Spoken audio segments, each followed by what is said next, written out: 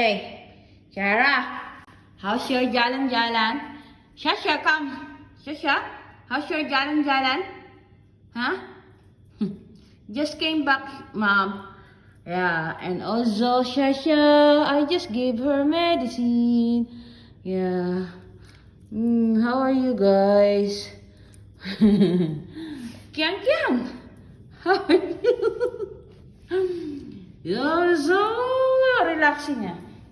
He is so relaxing because she jalan the whole day. Shasha almost 3 hours in the car. And then me, I sleep, and then I'm just done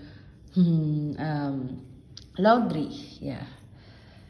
Tomorrow we'll just do some cleaning. And